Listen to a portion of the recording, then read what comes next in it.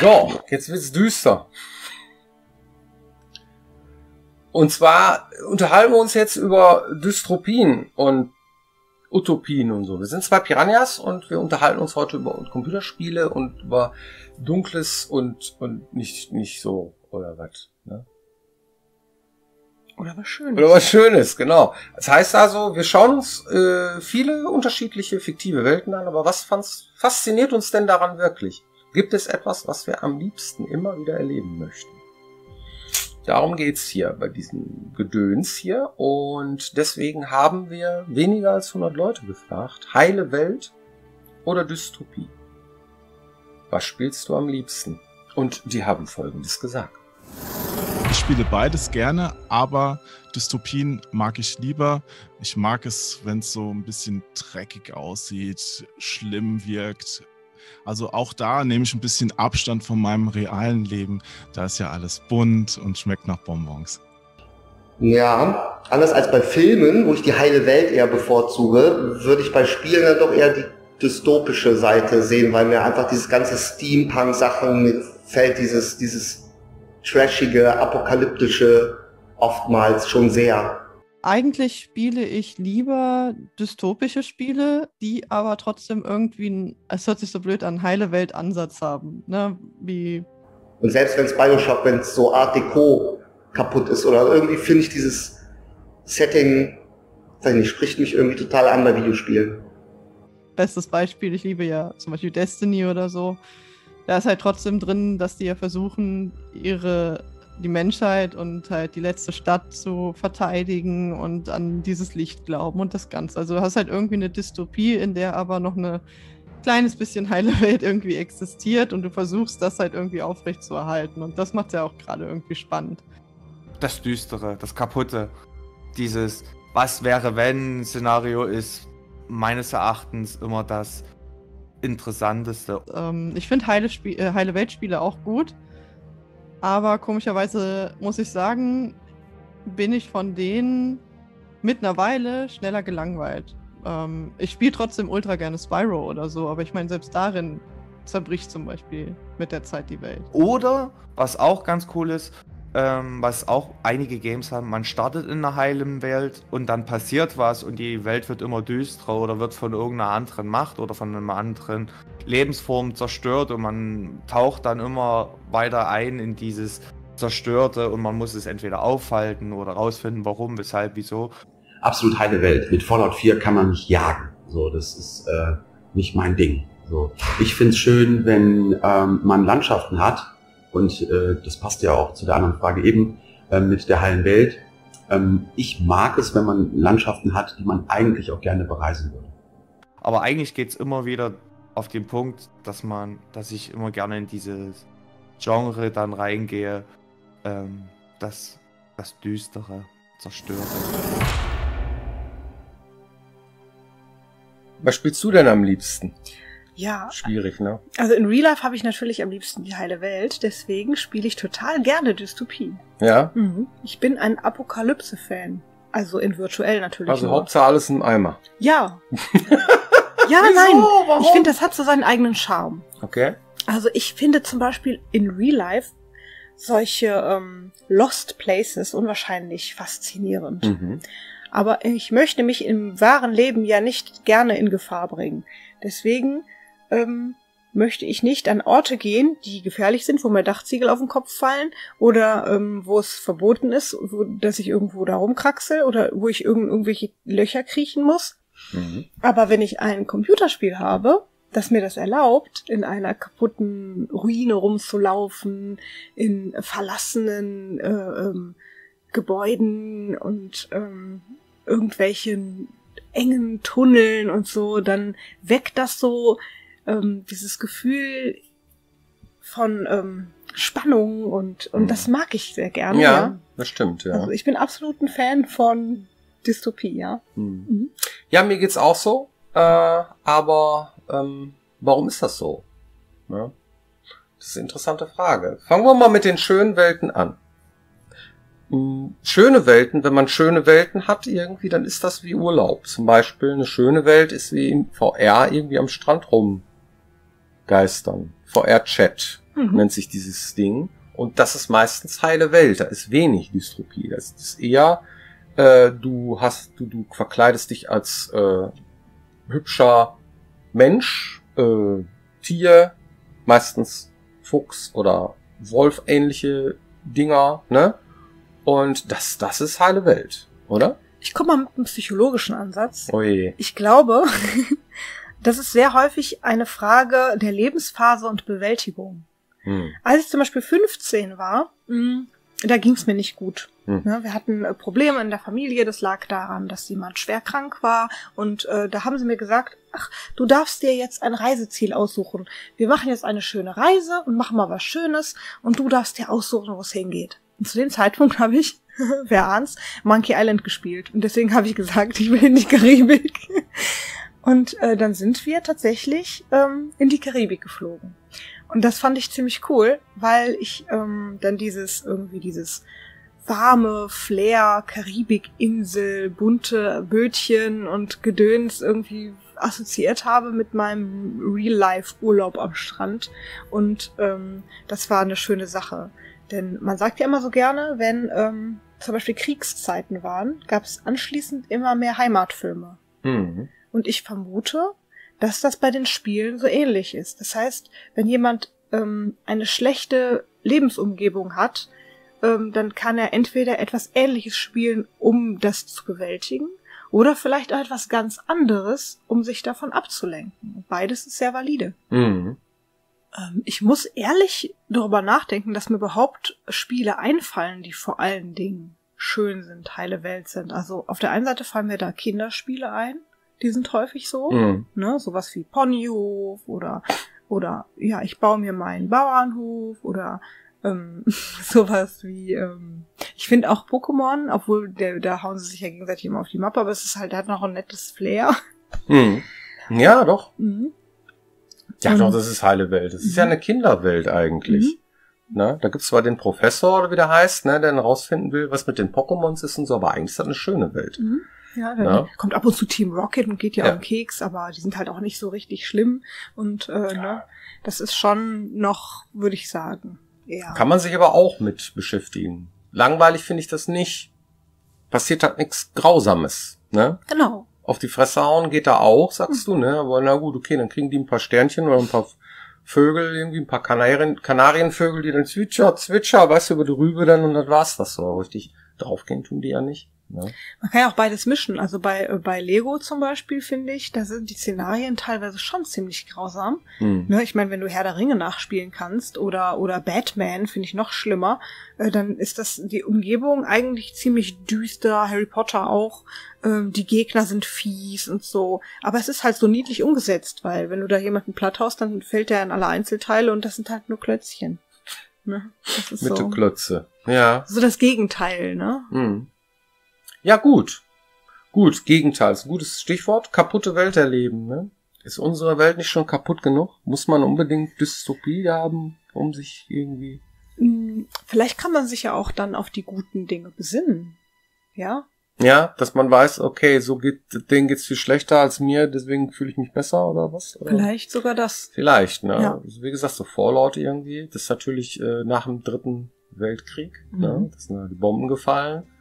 Und da ist über alles radioaktiv verstrahlt, da will man nicht leben. Nee. Oder Zombie-Apokalypse, ne? Will ich auch nicht leben. Der Harry sagt manchmal scherzhafterweise, da wird er super, da sind klare Regeln und so und bla und so weiter. Ja, ich wäre die Erste, die tot ist. Also, ne, ist natürlich Quatsch. Aber irgendwo, ne, warum machen Menschen das? Warum machen die das? Warum findet man das cool, solche Dinge? Dass er eigentlich mies ist. Oder Ellie spielen bei Last of Us 2. Ne? Das ist ja sowas von überhaupt nicht schön. Nee. Ja?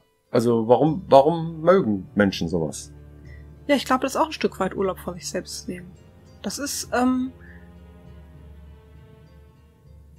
sich schulen, aber innerhalb einer Schutzzone.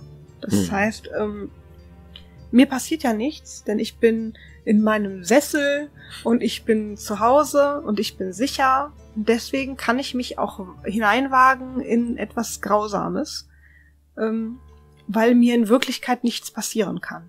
Es passiert mir immer nur virtuell. Und das ist ja teilweise schon schlimm genug bei Horrorspielen zum Beispiel. Sowas wie Outlast finde ich ganz schrecklich, sich da durch ein Szenario zu bewegen. Das kriege ich zum Beispiel auch nicht mehr vor die Kette, das zu spielen. Da gucke ich anderen zu, die das zocken. Das reicht dann, aber irgendwie, dann kann ich mich auch noch zusätzlich unter meine Decke verkriechen und muss selber nicht mehr den Stick nach vorne schieben oder die Taste drücken, dass die Figur läuft, weil das kriege ich einfach nicht hin. Ich traue mich da nicht, die Taste zu drücken. Und das ist ja schon schizophren genug. Und das ist aber immer noch so weit entfernt vom Real Life. Ich glaube, würde ich irgendwie wach werden und ich wäre in einem Real Life Outlast Krankenhaus, dann würde ich einfach instant sterben oder so. Okay. Hoffentlich nicht. Schrecklich, furchtbar. Nein, bitte nicht. Ja, okay. Es gibt ja noch andere Aspekte, und zwar spannende Geschichten. Du hast Pokémon Go gesagt, oder Pokémon, ne? Mhm. Da gibt's ja auch so Quests und so, und ein Professor, der irgendwie rausfinden will, wie die da ticken, die Viecher, und da sind da wieder was Neues aufgetaucht und hin und her, und du musst es finden, bla. Ist ja jetzt, ja, ist schön, aber ist nicht spannend eigentlich. Weil spannend ist es nur dann, wenn es wirklich wenigstens einen Streit gibt zwischen zwei Fraktionen, ne? Wo sich Romeo in Julia verliebt und die halt verbotene Liebe und so, verstehst du? Das ist dann das Spannende daran, so, ne? Das ist halt irgendein Krieg oder Streit oder irgendwas, halt wie es ist, so, ne? Oder Ronja Räubertochter ist ein ähnliches Setting, oder West Side Story ist alles mal dasselbe. Fraktionen streiten sich. Ein Konflikt. Ein Konflikt, ein Streit. Wenigstens der muss da sein, sonst hast du keine Geschichte. So, ne? Die Bedrohung ist auch klar, aber dann bist du wieder bei Dystopie. Richtig. Weil die Dystopie ist ja irgendwie, die Welt geht in den Arsch, ne? Und du musst dagegen kämpfen, so, ja? Oder zumindest irgendwie versuchen klarzukommen. Nein, also Leute müssen sich wenigstens streiten. Mindestens das muss da sein. Ne? Das heißt, heile Welt darf nicht so viel von geben, wenn es eine spannende Geschichte sein soll. Ja, klassisches Ding ist ein Krimi. Jemand wurde umgebracht. Ist das jetzt heile Welt? Nein, es ist nicht. Es ist ja, ne? Ach, vielleicht auch kriegst du ein Happy End am Ende des Tages so, ne? Weil dann der Mörder gefasst wird oder was weiß ich, keine Ahnung, ne? Die Person, die man dann am Herzen liegt, dann doch überlebt. Das nennt man dann ja irgendwie Happy End. Ist das, oder muss es immer gut sein? So schlecht, bla, ne? Mindestens ein Streit für eine spannende Geschichte muss da sein. Warum ist das so? Extreme sind verlockend. Du hast es Urlaub von sich selbst genannt. Ne? Extreme findet man spannend. Man findet Extreme spannend. Extrem grün, extrem blau, extrem irgendwas. Extrem Streit, extrem, vielleicht sogar extrem schöne Welt. Ne? Wir haben WandaVision noch nicht geguckt. Sowas in der Art. So. Also irgendwie das Gefühl, das stimmt da was nicht. So, ja. Das ist ein bisschen zu Bonbon-Welt hier. So, ja, irgendwas ist doch da faul. So, oder solche Dinge. Und das muss schon sein, damit man eine spannende Geschichte erzählen kann. Es geht ja dann auch um Geschichte bei Dystopie oder Utopie bei der ganzen Geschichte. Ne? Und ja. Gegensätze zum Beispiel auch, wie bei Fable. Fable ist total schöne, bunte Fabelwelt, aber die Geschichten darin sind teilweise richtig mies. Die sind mies, ja. Na, das ist auch so ein Gegensatz, der dann irgendwie einen gewissen Reiz ausmacht für den Spieler. Ja. Dishonored. Das ist so da möchte man nicht leben in dieser Welt. Furchtbar. Das ist, trotzdem findet man das faszinierend. Man spielt das. Man fiebert mit den Charakteren da. So, ne? Und du kannst ja auch zwei Wege wählen. Du kannst entweder den friedlichen Weg wählen, oder du kannst den mörderischen Weg wählen. Du kannst sie alle umbringen, ja. Oder du sagst, okay, ich möchte gerne die Welt heilen. Möchte gerne eine heile Welt draus machen. Und dann kannst du am Ende tatsächlich auch immer so die gute oder die schlechte Seite, die schlechte Geschichte oder die gute Geschichte. So, genau wie unser Moralsystem. Ja, unsere Welt ist eigentlich bei Elex 2 ist eine Dystopie, weil da ist nämlich eine Apokalypse und sowas. Ne? Ja. Aber du hast ein Moralsystem, was dem entgegensteht. Und die meisten spielen rechtschaffen. Und das sind fast alle, die rechtschaffen spielen. Ne? Manchmal ein bisschen mies, manchmal ein bisschen das und so weiter, aber dieses ich will, dass die Welt am Limit ist oder dass die Welt halt kaputt geht oder so, das kann man bei uns auch machen in dem Spiel. Das bieten wir an. wir machen einen bösen Weg. Warum machen wir das? Was Menschen fasziniert. Ja, das mal zu spielen. Klassischerweise ist es so, viele Menschen spielen unser Spiel einmal durch, mit dem guten Weg, so wie sie normalerweise dann auch sein wären oder so, ne? Und dann spielen sie dann den bösen Weg. Und es ist dann auch nicht egal, ne? Dann ist es nicht egal. Ja. Ja, und das ist schon faszinierend, diese Extreme so, ne? Und darum spielen wir, um solche Dinge zu erleben, um emotional uns fangen zu lassen von solchen düsteren, ja, Gedanken oder solchen Sachen, die einen eigentlich deprimieren sollten. Das tun sie aber irgendwie merkwürdigerweise nicht, ne? Das ist irgendwie, das war aber jetzt spannend. Das war eine super Geschichte. Oh, dieses Spiel, wo alles kaputt ist, wo alle sich umbringen, so, und jeder irgendwo, da geht die nächste Staffel voll los, so, Walking Dead, super, so, weißt du, sowas, ne? Da muss man eigentlich so, ja, hast du nicht alles sparen, los, oder was, ne? Das ist so total grausam, was da abgeht. Was soll das, weißt du? Ja, aber das ist genau das. Ja. Ne, beim Film, da denkt man wahrscheinlich noch weniger drüber nach. Game of Thrones, Walking Dead, Ja. Das sind so Sachen, die sind wirklich fies. Und Das Spannende an Herr der Ringe ist auch, dass alles kaputt geht, ne? Dass irgendwie der böse Onkel kommt aus Mordor und irgendwie seine Schergen und alle umbringen. hat aber mit Real Life nichts zu tun. Nee. Glücklicherweise nicht. Ja. Ja, das stimmt. So. Ja, Horrorspiele. Du sagst ja immer, du spielst gerne Horrorspiele. Das ist auch so ein Ding, ne? Ja. Das ist auch düster. Das ist irgendwie mies. So, trotzdem findest du das toll. Wieso? Ja, es ist Was ist denn halt, da so gut dran? das ist so die alte Hassliebe. Hassliebe. Also, diese Urängste, die geweckt werden durch Horrorelemente. Es gibt ja Leute, die haben das nicht, ne? Also welche von euch sagen, ja. Ach so, sollte ich mich jetzt erschrecken oder was? Ja. Also solche Leute gibt's auch. Ja. Zu denen gehöre ich nicht. Ich auch nicht. Also ich lasse mich schon fangen von sowas und bin dann auch irgendwie so angegruselt. Es gibt so einen Tag, wo denke ich so, nee, heute nicht. Heute, guck mal, Sonne scheint, alles ist super, es ist total locker. Ich muss mich doch jetzt nicht gruseln. Ich grusel mich. Ich entscheide mich jetzt einfach nicht dafür, mich zu gruseln. So. Und dann mache ich das Spiel an und dann fängt's an mit Akustik. Die Geräusche. Geht schon los. Bin ich angegruselt durch die Geräusche. Irgendwo fällt irgend so ein Stock umklungel. Der Wind. Irgendwelche fiesen. Lass dich nicht beißen. Ja, dann, weißt du, dann Genau. erschreckt man sich. Und Ne? dann verfalle ich so in dieses Urangstschema, dass ich so irgendwie dann so wie so ein Kleinkind mich dann in der Ecke fühle und denke so, Und dann oh, fängt sie an zu lachen. aber ich liebe Halloween. Ich finde das total schön. Ja. Ich mag es. Wir haben Kürbis geschnitzt jetzt und ich mag Dekoration, die irgendwie gruselig ist. Und ich finde das total gut, dass sowas gefeiert wird. Und ich verkleide mich auch gern. Und ich finde es total toll, dass alle anderen auch gruselig verkleidet sind. Und dieses ganze Halloween-Flair, das fängt mich. Ich finde das toll. Ja, gibt auch immer mehr Menschen, die das toll finden. Das finde ich auch sehr schön. Ja. Und das ist halt so eine Sache, die einigen Leuten halt so, wo die sagen, Halloween hat es hier nie gegeben. Was ist das für eine Tradition? So einen amerikanischen Krempel, den finde ich doof. So. Stimmt, aber Gibt's das ist ja auch. mit allen Dingen so, die neu sind. Ja. Ne? Also man kann das da gut finden oder man kann das schlecht finden, dass irgendwas irgendwo hinkommt, wo es vorher nicht gewesen ist. Passiert trotzdem ständig.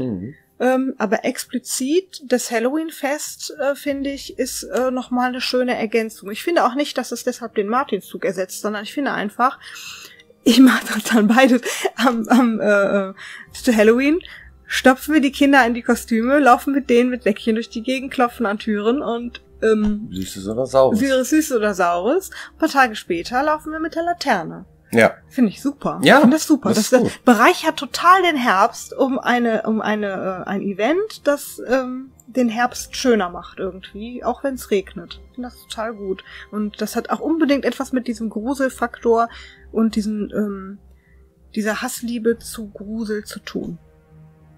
Cool.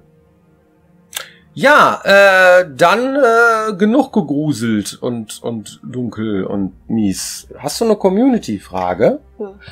Bestimmt. gucken wir mal hier. Ja, da fragt jemand, kommen wieder kurze Videos, die die Fraktionen vorstellen? Das ist eine Frage, die geht in Richtung, was kommt denn überhaupt noch so im Marketing? Und selbstverständlich werdet ihr noch mehr hören und sehen vom Spiel. Zum Zeitpunkt, wenn diese Folge hier ausgestrahlt wird, weiß ich zum Beispiel gar nicht, was ihr jetzt schon alles wisst. Wahrscheinlich das mit den Fraktionen schon. Wahrscheinlich hat sich das jetzt schon erledigt und beantwortet dann auch diese Frage. Falls nicht, dann steht es kurz bevor. Ja. Gut.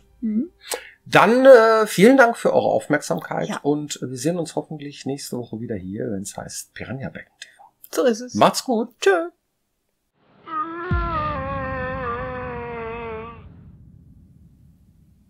Ja, ist immer schwierig, ne? Wenn man irgendwas beantworten will, dann braucht man immer so eine Latenz von einem Monat. Das ist halt so.